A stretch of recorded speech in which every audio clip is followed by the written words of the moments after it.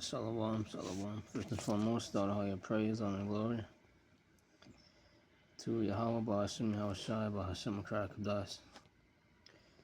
All praise to Yahweh, Ba'ashem, Shai, Ba'ashem, Krakadash. Double honors to the elders, honors to the apostles, preaching and teaching us this word of truth from sincerity as always, and like-minded brothers, camps as well. So without any further ado, I just want to get into this lesson. This caught my eye. This just came out a day ago. And it's from the Redacted channel on YouTube. The title of this video caught my eye because it's the 27th. So this was yesterday, not that long ago. And the title is "Food Shortages and Fuel Chaos Now Spreading Globally Thanks to Iran War." Food shortages and fuel chaos now spreading globally. So I'm gonna play some of this and see what this guy has to say. Shortages, fuel shortages, and long lines around the world. How will it impact our day-to-day living? Just take a look at India, and overnight gas lines in India, hours long.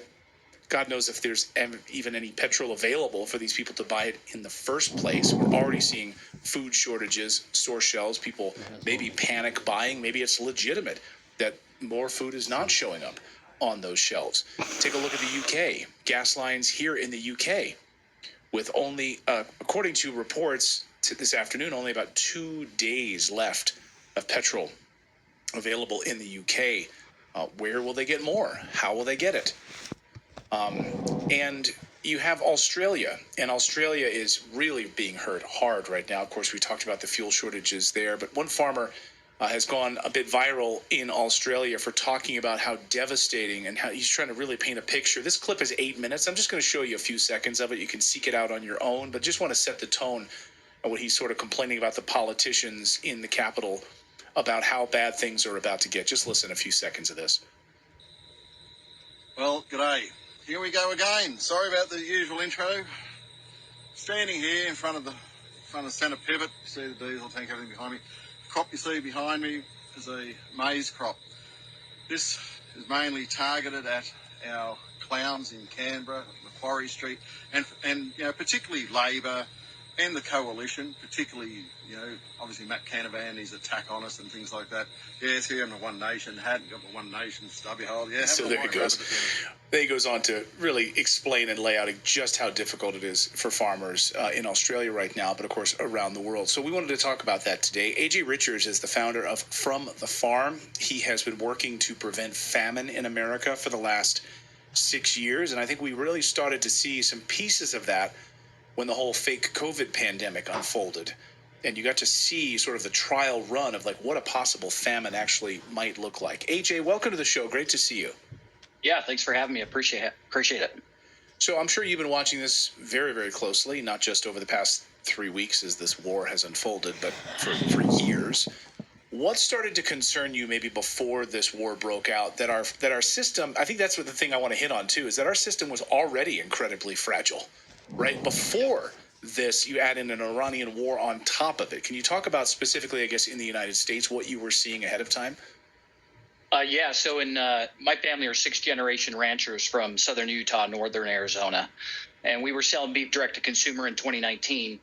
And then when COVID hit, we called our local processor to get our next round of livestock scheduled for processing so we could feed our customers. And the disruption of COVID and what happened in the large-scale slaughterhouses caused a cascading effect that backed up our smaller local processors. So when we called to get our next round of processing, they told us, yeah, we can get you in a year and a half. Now, for context, a week or two prior to that moment, we would call and say, hey, we have 5. When can we get them in? And it was literally within a week or two. And so when COVID hit and disrupted the entire supply chain, it became very clear that our supply chain has become so degraded that most of us don't even know this is happening. Ultimately, we had to shut down that business because we couldn't get consistent processing to feed the customers that we were already serving. So that was sort of the first big, aha moment that we're in trouble. ranchers and farmers have been screaming about this across the country for a long time, but we didn't really start seeing the effects of that until COVID hit, and it just became really clear we've got some real work to do in this country to get us back on track. What are the mechanisms that broke down? What do you think, where were the failure points? Yeah, there's a few. And first of all, the large-scale corporate-owned slaughterhouses, 4 companies control 85% of the meat we consume, and there's roughly 30 slaughterhouses that process 80% of the meat we consume in our entire nation. So they're processing around 6,000 plus head of livestock a day. Yeah, so this reminds me of the scripture right here.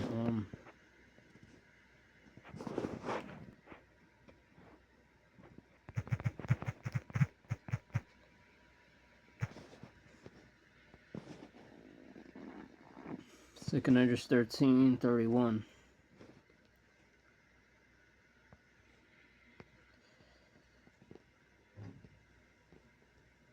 And one shall undertake to fight against another, one city against another, one place against another, one people against another, and one realm against another. God. One people against another, and one realm against another.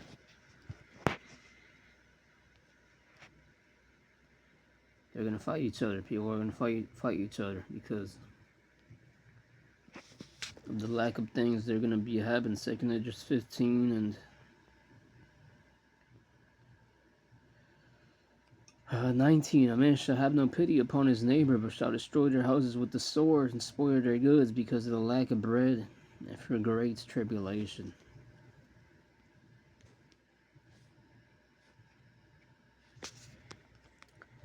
For lack of bread and for great tribulation.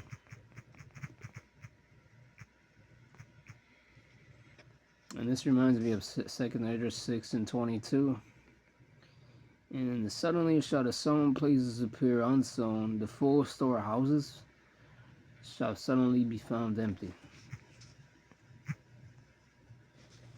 And this could happen within months, within a month already of this going on. It says global stability is under threat as escalating tensions in Iran begin to cause significant disruptions to the international food supply chain. This deep dive examines how these regional conflicts are triggering a ripple effect that could lead to widespread shortages and rising costs for consumers worldwide. So when COVID hit and those folks couldn't come to work and process, they weren't doing the processing. And our system is built so efficiently for just-in-time delivery that if you're processing 6,000 head of cattle today, you've got 6,000 more coming tomorrow and the next day and the next day and so on. Well, when that jam started, you had this backup in the finishing lots all the way down, finishing lots where they fatten the cattle and get them ready for processing. You had that cascading effect all the way down to folks that were ready to deliver, and now feeding livestock is a lot more expensive when they're ready to be processed than just processing and put in the freezer. So that was the first implication, was just this breakdown in our supply chain where the processing happens because of that consolidation. Then a year later, folks remember sometime around 2021, they started limiting the meat you could buy again. And that time it was because JBS got hacked and had an $11 million ransom they had to pay, but they were locked out of their system for, I think it was like a week or something like that. And so they couldn't process again for an entire week across, their supply chain. And so that was continuing to cause problems for our system.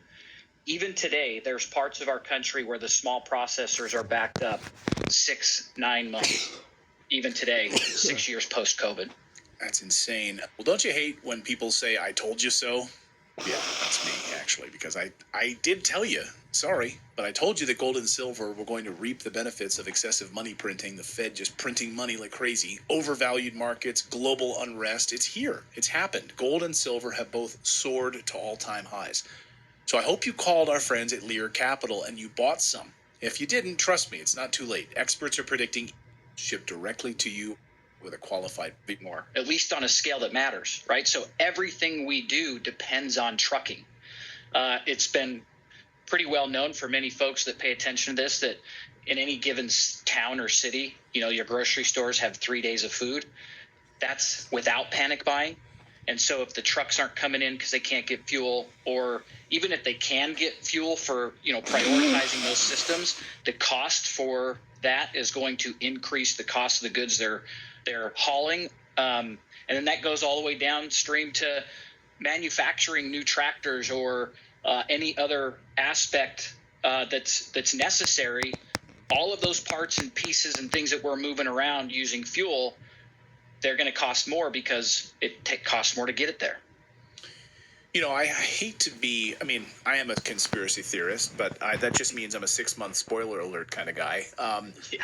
A friend of the show, David Icke, has been saying you need to step back from what's happening in Iran. You need to see the larger picture here, which is they're intentionally doing this, that intentional scarcity, so they can, as you pointed out, during COVID, prevent us from eating meat, right? Mm-hmm. Move us to like an all-electric future, reduce our dependency on farms, take away this land, consolidate the consolidation control.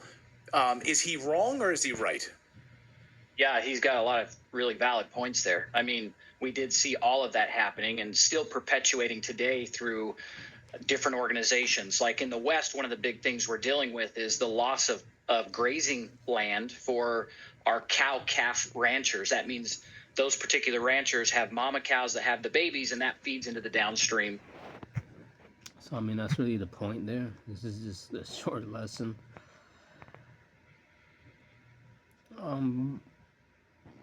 But yeah.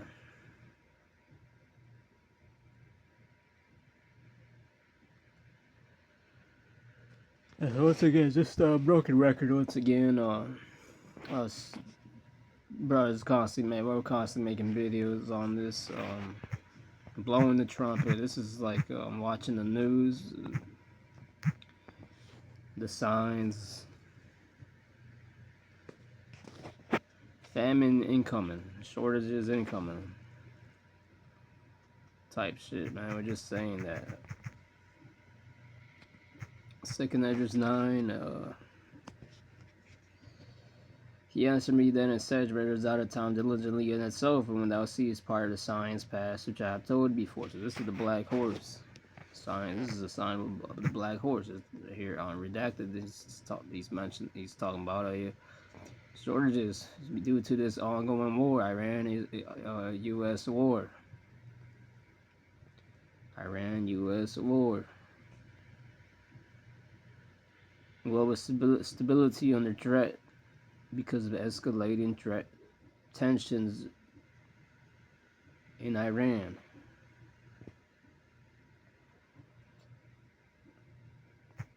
We'll see how this goes. I went to the store yesterday and or a couple of days ago, and I still was able to see the shelves in there are pretty stocked up.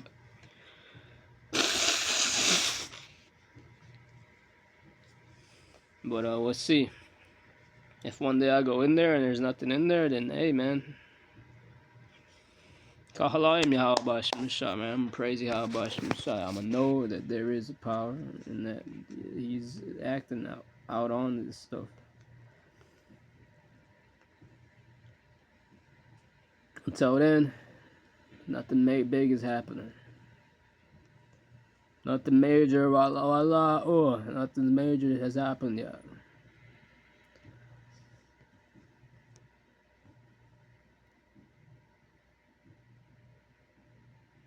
And in 3 hours they shall not run.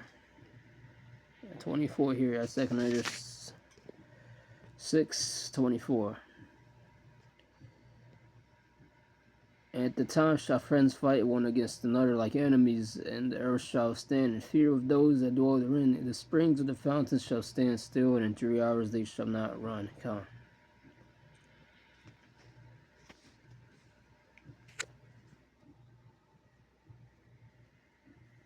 That black horse is second. In Revelation 6. Revelation 6 verse 6. And I heard a voice in the midst of the four beasts say, a measure of wheat for a penny, and 3 measures of barley for a penny, and see, I heard not the oil and the wine.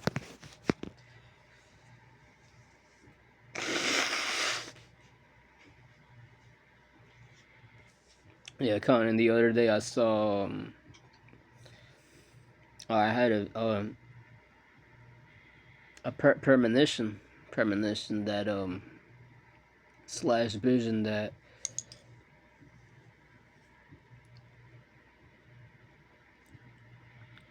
I saw fire, and then I saw Keisha in the Walgreens in the store throwing the shelves down, and many other Keishas in the store, along with that Keisha who were about to loot that bitch.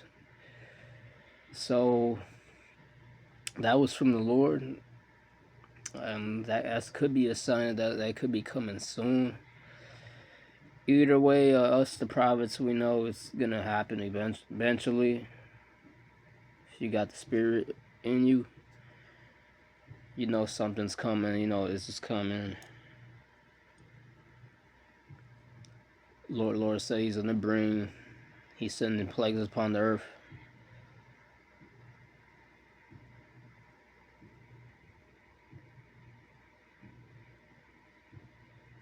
And then the day before that, I saw a sign on the highway of some black car. It had a black sticker horse on its windshield, and that reminded me of this scripture right here, Revelation 6, about the black horse. So with that, I mean, that's really the point of this lesson. Just a broken record once again, and yeah, if you're watching, if you're the elect, hopefully elect, you're already woken up, you're already watching. Good for you. I mean, yeah, keep watching. Shalom, and that's the point of the lesson. Abar.